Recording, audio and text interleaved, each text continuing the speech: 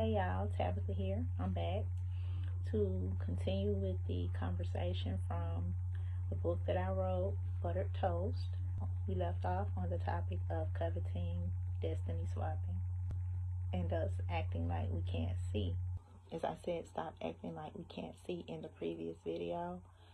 For me, I guess I will just share a bit of the onset of the 15-year circumstance that I was in. Out the gate, basically, he let me know that he was keeping his friends. Because I too was in a space of still having friends from the past, simply okay with it myself. However, I didn't mean keep them and continue to interact with them in that way.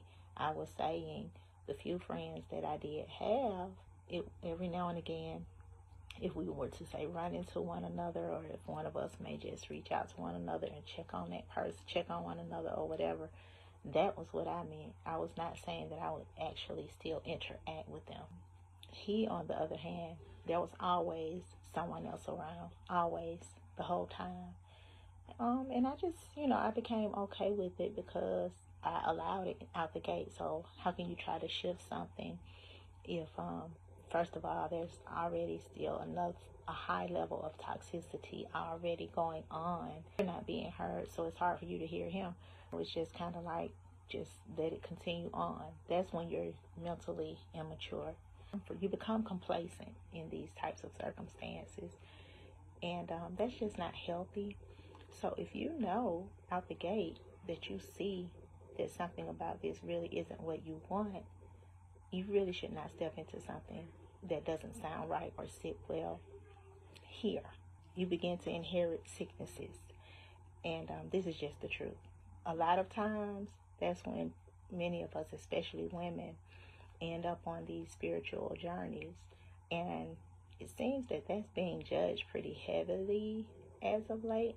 It's so much that I'm still left out of the loop on.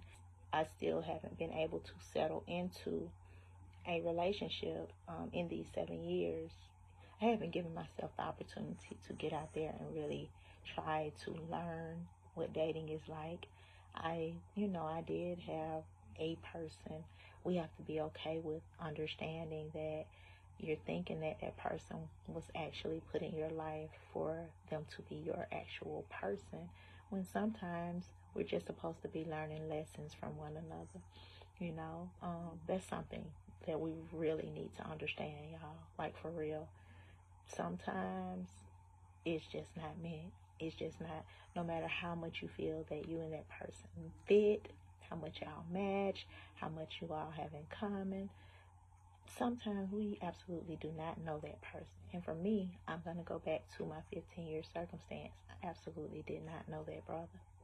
I did not know him. And that is why it became dangerous. And it will and can become dangerous, ladies. It can become dangerous if you don't know your person. So where God is saying be okay with it, because you were with someone for 15 years, you did not know him. But yeah, I haven't given myself the opportunity to get out and actually mix and mingle. I've come across a few brothers that are my type, which probably, or I'm sure, is the problem at the end of the day, And then again, maybe not. I like what I like. But this is a season for healing. I'm not going to say that it's not okay for me to like what I like. I feel that it's okay for us to like what we like, but because we are in a season of healing and needing to be okay with the fact of healing. And again, in those 15 years, at least 11 of those years, I was being indoctrinated into my spiritual self. And, it was a really strong spiritual journey. It allowed me to grow into who I am spiritually. I never left God, but I did learn more about the inheritance of my true womanhood, my divine essence, and those types of things, those formulas of who I truly am.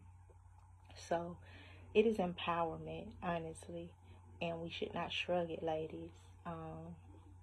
And we should not allow anyone to speak for us when we are on these journeys. I brought it up because, again, as I'm hearing, it seems to be a problem for the new format that's being brought and ushered into the earth, which isn't new. It sounds to me that it's old. It sounds to me that the patriarchy is wanting us to honor yet again their way. And I'm not on here to go back and forth about that, because we are all sick. That's how I move. That's how I've always moved. You know, so for me, I'm usually having my pom-poms up for the brothers, you know. That's me. And I still do. But, you know, come on. We have the right to honor ourselves. And if the Most High is guiding us into honoring our divine essence and being able to speak up for ourselves and to know what we want, there is no reason for us to have to show up as someone else does, you know. You don't want me to have my individuality. You don't want me to have my sacredness.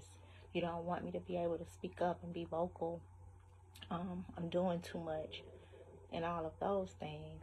And, you know, judgment of me has been most of my life that I am soft. I am even, I was labeled as green even in the 15-year circumstance that I was in. So that shows you that I am a woman who is willing to submit, who is willing to be in her soft energy. And I was allowed to do that. That's just what that was. So that is just something that, we as the feminine body, no matter the color, no matter the culture, we need to grow up. And we need to learn how to continue to speak up for ourselves and to know that we are not here to look like one another.